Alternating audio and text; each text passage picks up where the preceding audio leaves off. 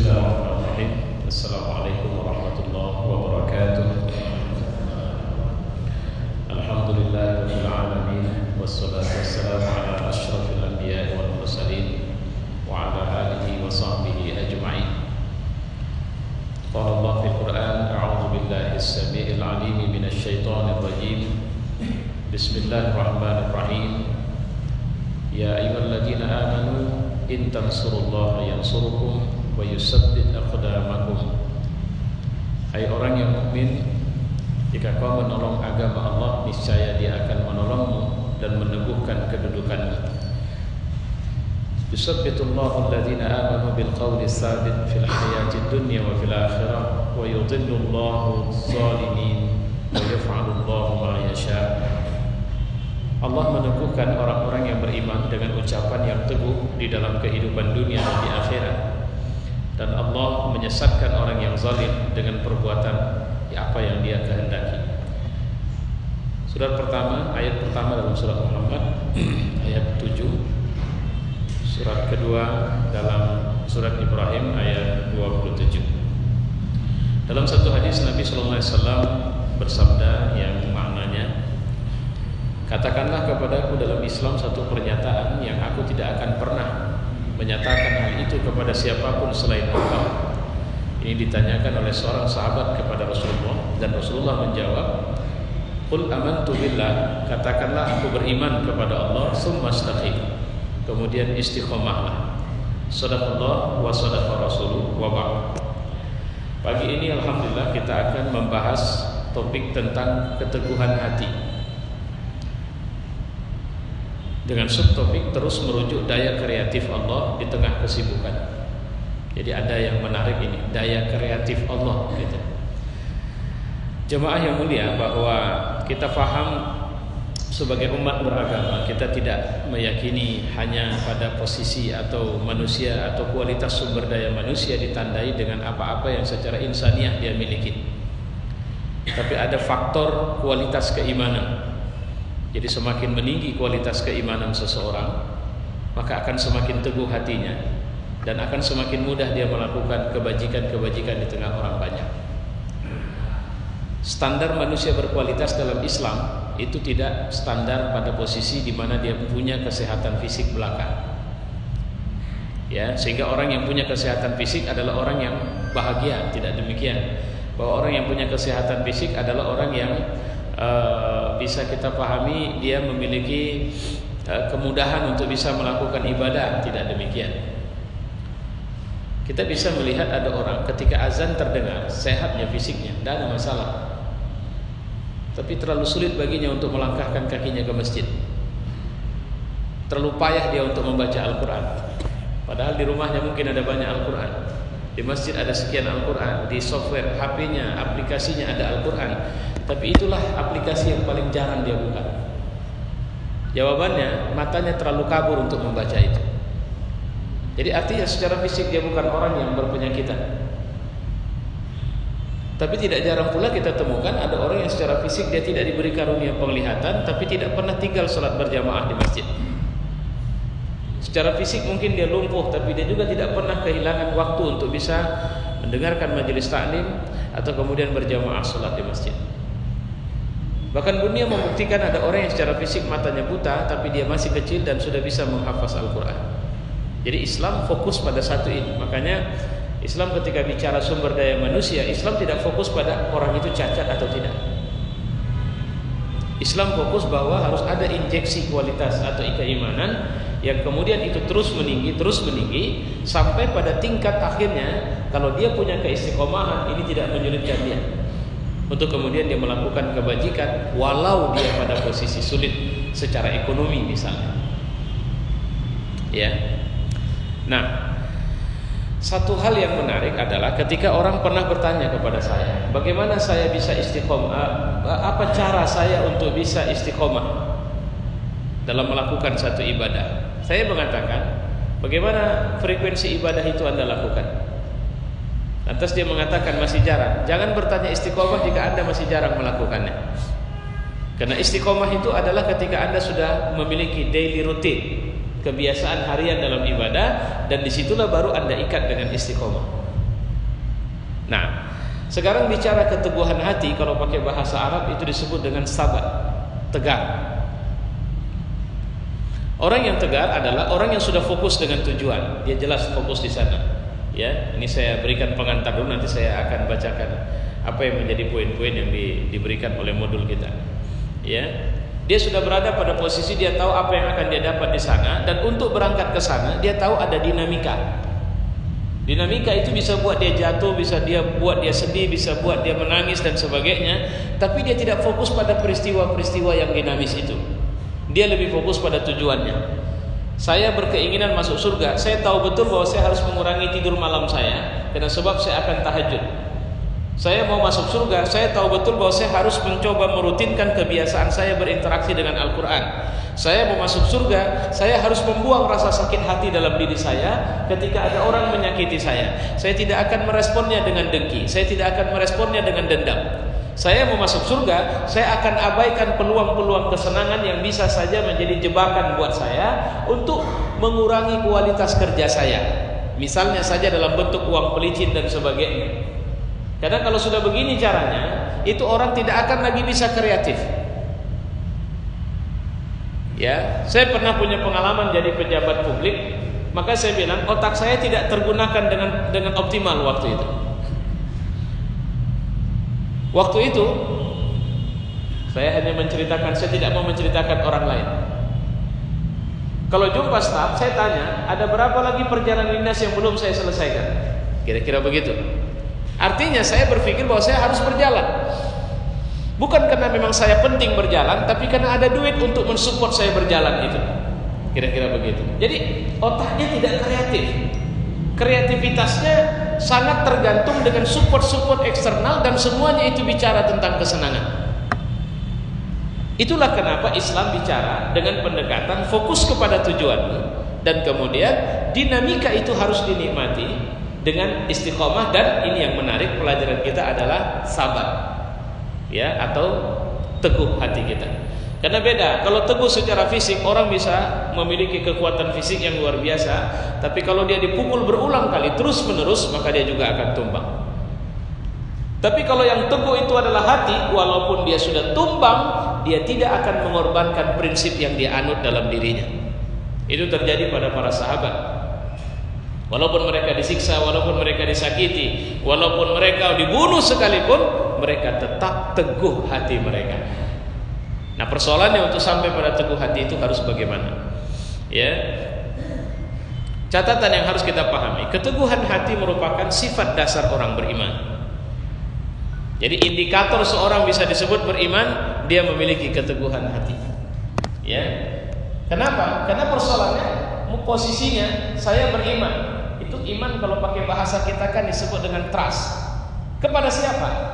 Kepada Allah. Tentang apa? Bahwa dia menjamin hidupku, dia mengatur hidupku, dia akan menyelamatkan hidupku. Dia tidak punya rencana agar aku hidup gagal, tapi dia punya rencana aku hidup sukses. Saya pikir kita harus breakdown iman itu seperti itu, supaya kita bisa lebih mantap dalam beriman. Karena sekarang kalau kita mengaji, pendekatannya selalu bicara begini, kita harus beriman kepada Allah. Blank, not mati, tidak tahu apa yang dimaksud dengan beriman kepada Allah. Kenapa saya harus beriman sama dia? Percayalah, kira-kira kan begitu. Percayalah, Allah pasti akan bersamamu. Dalam urusan apa? Dalam urusan hidup. Baik, kenapa aku dibiarkan sedih olehnya? Maka orang beriman tetap melihat segala sesuatu nantinya dari view yang positif. Kenapa Allah timpakan bencana samaku ya? Ada apa ini? Kenapa?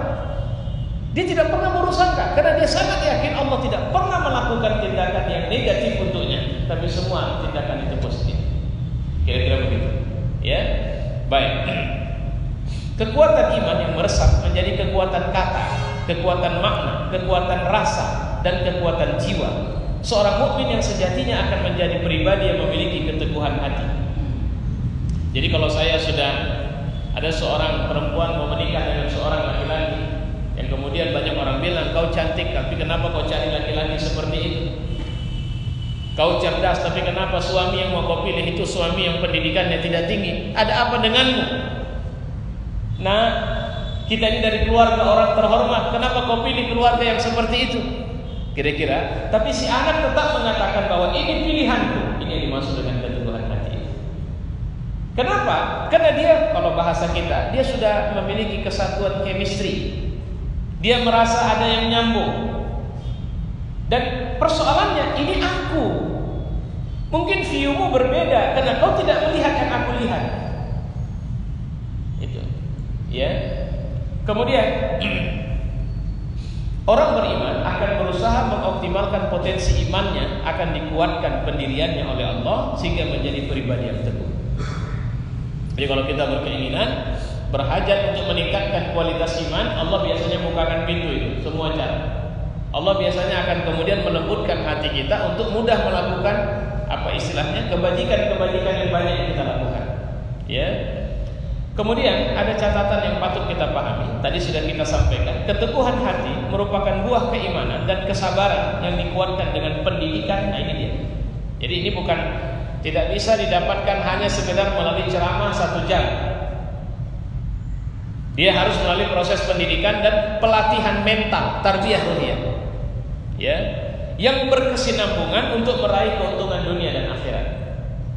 Sama seperti tidak putus asanya orang tua walau dia punya anak yang durhaka sekalipun. Kita bisa belajar dari seorang Nabi Nuh, walau anaknya sudah berada di tengah azab, dia tetap memanggil irkam ma'ana, mari sini bersama kami nak.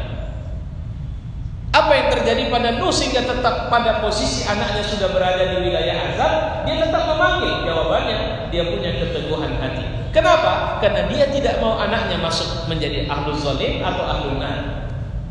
Seperti itulah kita menatapnya. Maka butuh pelatihan. Itulah kenapa orang mukmin dikasih Allah ujian demi ujian untuk melihat kualitas kita sebenarnya. Dan begitu ujian datang dan kita lulus melewati ujian itu, maka kelas kita pun akan meningkat. Tidak hanya di mata Allah, tapi kemampuan kita dalam memberi kontribusi dalam kehidupan kita. Itu dia. Semakin banyak peristiwa, semakin banyak pengalaman. Semakin banyak pengalaman, semakin kuat kebijaksanaan. Berapa banyak orang yang kita tidak menemukan dia sarjana atau dia berada di level perguruan tinggi, tapi kalau dia bicara, maka banyak kata-kata hikmat keluar dari dalam dirinya. Kenapa? Karena hikmah itu biasanya muncul dari keteladanan atau peristiwa, bukan dari kuliah. Jadi ada orang yang memiliki level pendidikan tinggi sampai tingkat profesor, belum tentu dia bisa bernas mengeluarkan kata-kata hikmah dari mulutnya. Maka saya bilang, jangan enjoy sajalah dengan peristiwa yang terjadi sama kita. Indonesia sekarang sedang begini, begitu dan sebagainya. Ini peristiwa terakhir yang berangkat dari 4/11 memunculkan gegar luar biasa nih. Saya mengatakan, saya selalu bilang, Anda jangan fokus dengan apa yang terjadi di sana. Fokuslah ketika Anda merasakan getaran Allah kerja pada peristiwa itu, maka tunggu komando selanjutnya dari Allah. Enjoy saja. Dia mau teriak apa, dia mau bilang. Sekarang saya lihat media-media asing sudah pada posisi memojokkan Islam gerakan damai itu sebagai gerakan Islam kekerasan. Mereka tempatkan manusia kurang ajar itu sebagai simbol toleransi. Itu sekian banyak berita-berita asing yang seperti itu bahasanya. Nah, bagi kita enjoy saja. Kenapa harus panik? Orang memang mereka dari sonoknya memang begitu itu sama kita. Yang penting saf lurus, barisan rapat, jangan pecah belah. Kalau bahasa Quran, wala tanazza'u, jangan berpecah belah. Begitulah akhirnya. Kenapa? Karena kita sudah berada di posisi teguh. Dalam kerja bagaimana? Kadang-kadang kita panik, Pak.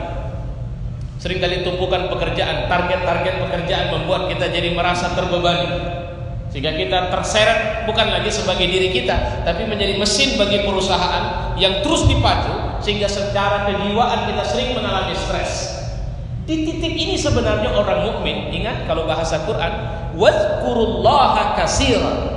Ketika situasi semakin sulit, ketika tekanan semakin meninggi, Allah menyuruh kita untuk ingat Dia sebanyak-banyaknya. Kenapa? Karena Dia tidak mau kita gagal. Kalau kita sakit, kita kan butuh sembuh. Siapa yang kasih sembuh? Allah. Kalau kita kerja, kita butuh sukses. Siapa yang mentakdirkan kesuksesan sama kita? Allah. Lantas kenapa jauh dari Dia? Enjoy sajalah. Kira-kira begitu. Yang dimaksud dengan enjoy sajalah, ini artinya berada pada posisi teguhlah di situ dan jalanin ini. Bahkan jadikan ini semacam instruksi langsung dari Allah. Misalnya, saya harus punya capaian pelanggan sekian lebih banyak. Saya terbebani karena tahun kemarin atau bulan kemarin saya merasa itu too over, itu terlalu tinggi. Saya tidak berdaya, saya tidak sanggup. Saya tidak tahu lagi bagaimana cara saya memasarkan ini semua. Kira-kira begitu. Maka pada posisi ini ada titik-titik pencerahan yang Allah buka di semua waktu hidup kita. Makanya Allah mengatakan uzkurullaha dzikran katsiran. Ingat Allah dengan ingatan yang banyak. Jadi artinya tetap bangun koneksi. Karena ada kekuatan yang Allah simpan dan itu hanya akan dia biarkan berjalan ketika kita punya hubungan baik dengan Dia. Ya, baik. Keteguhan hati pada diri orang beriman tidak datang tiba-tiba, tapi harus proaktif dengan metode menjemput bola melalui kasar usaha. Bagaimana Bapak bisa dibilang lulus ujian orang sekolah saja tidak? Bagaimana Bapak harus dapat ijazah orang terdaftar saja tidak? Pengen dapat hasil outbound yang bagus, tapi outbound nggak diikuti, fiktif dong. Pengen dikenal sebagai orang sukses, prestasinya apa? Prestasi itu kan karena kerja, bukan angan-angan, bukan karena ada sebuah pencitraan. Karena kalau sekedar sebuah pencitraan itu kebohongan, cepat atau lambat dia akan menampar kita kembali. Jadi apa yang harus dilakukan? Kerja saja. Allah itu suka satu pekerjaan dilakukan sikit tapi rutin. Itu bahasa hadis. Ya, walau nggak banyak tapi rutin. Saya Pak, alhamdulillah setiap hari saya mengawali pagi. Bukankah Allah menyuruh kita mengawali pagi dengan apa? Alhamdulillah. Kalau saja bahasanya alhamdulillah, artinya our mind. Our mind yang saya maksud adalah pikiran kita atau perasaan kita, keyakinan kita bahwa semua ini adalah karunia dari Allah. Otomatis apa yang kita lakukan pasca bangun pagi? Melakukan proses tasyakur terus menerus, bersyukur atas karunia yang Allah kasih. Karunia bisa punya mata, pakai dengan baik. Karunia punya telinga, karunia punya mulut, sebagainya. Karunia dikasih pekerjaan, maka tunjukkan di depan mata Allah bahwa kita punya dedikasi yang positif di situ. Jadi harus ada upaya proaktif. Pak Ustadz, saya sih mau bekerja optimal, tapi persoalannya perusahaan tidak memberikan perhatian yang baik untuk kesejahteraan saya. Saya mau bilang, tahu nggak sebab penyakit itu datang? Itu prasangka itu. Saya sudah berulang cerita di perusahaan kita ini pernah ada orang tapi sudah pensiun lama. Dia selalu kalau jumpa saya selalu curhat menceritakan betapa tidak adilnya perusahaan ini sama dia.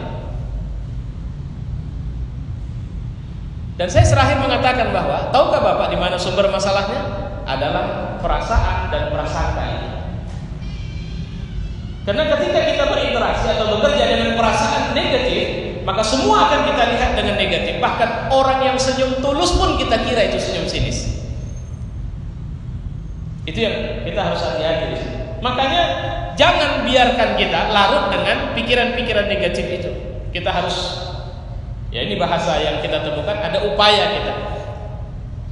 Ya, rata-rata orang yang dia bisa berusia panjang atau berkarir langgeng adalah mereka-mereka yang punya positive mind, positif pikirannya. Ya, keteguhan hati bisa ditumbuhkan dengan mengembangkan potensi zikir dan doa, kalimat thayyibah. Misalnya, maka itulah kenapa Nabi ajarkan kita setiap melakukan sesuatu mengawalinya dengan basmalah, bismillahirrahmanirrahim, mengakhiri dengan hamdalillah, alhamdulillahirabbil alamin. Ya, saya punya teman. Ada saya melakukan kegiatan dakwah di satu perusahaan. Jadi kemarin satu perjalanan dakwah yang cukup jauh, dia tidak ikut, tapi dia tahu kebiasaan saya. Itu yang saya terpana sekali. Dia tahu betul kebiasaan saya bahwa saya orang yang bisa dibilang jajan mania, sehingga bisa menguras baterai. Sehingga perjalanan darat yang begitu jauh itu dia sudah menyediakan. Padahal dia tidak datang, tapi dia sudah siapkan untuk saya charger mobil lengkap dengan kabelnya dan sebagainya. Kenapa? Karena dia bilang, Ustadz, biasanya saya tidak pernah bilang sama dia, saya sangat butuh ini. Tapi dia tahu dengan melihat saya. Apa yang dia lakukan sebenarnya? Dia adalah tipikal manusia yang selalu melayani orang banyak banyak dan semua orang akhirnya suka sama dia, sehingga ketika saya tanya lebih jauh bahwa di kantor dia memang dikenal sebagai orang yang disukai banyak orang. Kenapa? Karena dia tidak pernah memberikan wajah yang berbeda, kecuali setiap bicara dengan orang selalu tersenyum. Ini datang dari mana? Saya pikir ini datang dari ketenangan hati. Ini datang dari, mungkin kalau bahasa kita tadi, zikir. Ya, subhanallah. Ini masuk orang pilihan yang saya lihat ya. Ya. Kemudian untuk mengembangkan diri menjadi pribadi yang memiliki keteguhan hati, tadi sudah dibilang perlu pendidikan, perlu pelatihan, Manusia yang memiliki keteguhan hati memiliki orientasi hidup yang jelas. Hidupnya terprogram. Dan pasti karena hanya muncul dari disiplin diri. Dan dalam mencapai target pekerjaan senantiasa mengikuti prosedur. Demikian juga dalam mencapai tujuan hidup atau dalam memenuhi satu kebutuhan, dia tidak suka menempuh jalan pintas. Ya, dia tidak suka menempuh jalan pintas. Tapi dia suka melalui jalur normal. Kenapa? Karena terus terang, ketika ada jalur pintas, maka ini akan membuat kondisi kejiwaannya cenderung tidak stabil. Tapi kalau normal, respons, contoh bulan puasa, ketika hari pertama, kedua, ketiga, kita mungkin merasa persoalan di perut. Tapi pada hari selanjutnya, bahkan setelah puasa, setelah sudah selesai, mau makan saja, itu masih ada penolakan dari dalam bahwa puasa, padahal sudah tidak puasa. Kenapa? Karena dia sudah membentuk karakter. Tapi kalau muncul inovasi-inovasi yang tidak stabil, nah akibatnya seorang akan ya, kalau bisa saya bilang kepribadiannya sedikit chaos. Dan itu banyak terjadi pada masyarakat modern. Itu maka banyak muncul manusia-manusia aneh. Ya, di negeri kita ini banyak gitu. Orang bersalah yang senyum-senyum. Atau orang bersalah yang menikmati ketenarannya setelah dia bersalah. Atau orang kurang ajar yang meyakini kekurang ajarannya adalah kebenaran. Ini saya bilang, kalau bahasanya ini adalah histeria masyarakat modern. Jadi kalau pakai bahasa psikoanalisa, dia menyalurkan libidonya dengan cara seperti itu. Maaf cakap, ada perempuan yang menikmati berpakaian tidak benar, ya. Kenapa dia menikmati? Jawabannya kenapa? Itu ada kepuasan di situ sama dia. Jadi babnya cerita kepuasan. Ada pejabat yang kerjanya keluar kalimat kotor saja dari mulutnya, itu juga dia ingin menunjukkan eksistensi diri dia dengan cara seperti itu. Dan ini berbahaya. Ya, baik. Manusia yang memiliki keteguhan hati, ya, dalam mencapai tujuan, dia tidak suka jalan pintas karena menurut keyakinannya menempuh jalan pintas dengan korupsi, kolusi, nepotisme dalam mencari pekerjaan dan menduduki jabatan, ini curang. Real dia mungkin dapat apa yang dia mau, tapi Allah tidak akan memberikan keberkahan itu. Lihatlah bagaimana orang-orang yang mengambil harta dengan cara yang tidak disukai Allah, maka dia akan tersandera oleh hartanya. Kekuasaan, dia akan tersandera dengan kekuasaannya. Bahkan mata orang bodoh pun melihat bahwa dia telah dihinakan oleh kekuasaannya. Itu kalau seorang mengambil dengan cara-cara yang tidak benar. Menempuh jalan pintas dalam mencari pekerjaan dan menduduki jabatan tidak hanya menjauhkan dirinya dari Allah, tapi mendekatkan kepada hidup yang kotor. Akan berlangsung itu. Makanya saya pernah, Pak Ustadz, kalau nggak begini caranya, kita kalau nggak pakai sogok menyogok ini nggak bisa Ustadz. Ada kalimat lagi begini yang lebih parah lagi. Kalau nggak kita kerjakan, orang lain yang ngambil. Masya Allah, ada bangkai. Jadi daripada orang lain yang makan, dia yang mau makan. Ya, ada racun, daripada orang lain yang minum, lebih bagus dia yang minum racun itu. Bukankah ini filosofi atau cara berpikir yang bodoh ini? Ya. Kemudian, karena berbagai fasilitas dan penghasilan yang diperolehnya hanya berkisar di antara haram dan syubhat, jadi nggak masuk ke wilayah halal. Hidupnya cuma itu. Sama dia yang penting kalau yang masuk duit itu halal. Jadi nggak ada sama dia hukum sunnat, hukum wajib, hukum makruh nggak masuk. Yang ada cuma haram syubhat, haram syubhat. Pokoknya rezeki masuknya begitu. Bapak-bapak yang mulia, ibu-ibu, percayalah, khawatirilah rezeki bapak kalau rezeki itu hanya kesimpan setelah dapat. Saya tidak mengatakan, karena teori sukses dalam pandangan orang banyak dengan teori sukses dalam pandangan Allah itu berbeda. Bapak ibu dapat duit, kemudian beli tanah, dapat duit beli rumah. Tapi tanah rumah itu hanya kita masukkan dalam kategori investasi. Sampai mati nggak kepake, sama seperti beli piring. Dari sejak beli sampai meninggal nggak pernah dipakai untuk makan. Ya, yang begini ini yang dimaksud kalau saya bilang ini tidak berkah. Jangan mengambil sesuatu yang akan merepotkan kita di mata Allah Subhanahu wa taala. Nanti kalau mahsyar sudah dibentang dan kita mempertanggungjawabkan amal kita kepada Allah. Silakan memiliki sesuatu apa saja dari dunia ini, tapi jangan sampai itu menyusahkan akhirat kita atau malah menjerat kita untuk tidak bisa masuk surga. Ya. Keteguhan hati muncul dari kesadaran bahwa kehidupan yang singkat ini merupakan modal yang sangat berharga untuk meraih kehidupan abadi di akhirat. Oleh sebab itu jangan dikotori oleh cara yang tidak terpuji. Oleh sebab itu ada beberapa langkah strategis untuk mengokohkan keteguhan hati. Pertama, senantiasalah berdoa untuk mendapat kemantapan hati. Kalau Nabi doanya betul. Apa? Wa ya muqallibal qulub, tsabbit qulubana ala dinik. Tsabbit qalbi ala dinik. Wahai pembalik hati, teguhkanlah hati kami dalam agama. Ya. Kedua, menghidupkan rasa agar menyadari kehadiran Allah yang mendampingi dalam menguatkan keteguhan hati. Bahwa anytime Allah bersamaku. Allah tidak jauh dariku. Allah lebih dekat dari urat leherku. Allah menguasai jantungku. Maka Nabi selalu mengatakan, "Walladzi nafsi biyadi." Demi yang jiwaku ini dalam genggaman dalam genggaman tangannya. Itu Nabi selalu mengingatkan itu untuk menunjukkan bahwa Allah bersama. Ya, nah, ini harus ada kesadaran ini.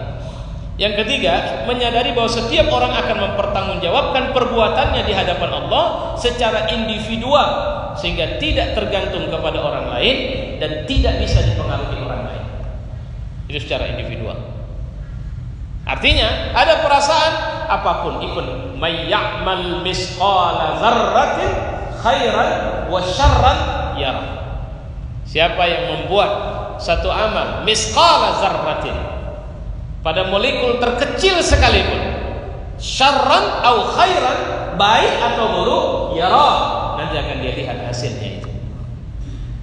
Maka seorang mukmin akhirnya dia akan berhati-hati dalam hidupnya. Ya, singkatnya keteguhan hati ini diperkuat dengan kemerdekaan hati atas dasar iman yang sejati. Jadi babnya sudah lari kepada merdeka. Benarkah? Benarnya kita masih terjajah oleh kepentingan kita, terjajah oleh segala sesuatu yang kita anggap itulah tujuan dalam hidup kita, terjajah oleh orang-orang yang menganggap bahwa dia sudah menguasai kita.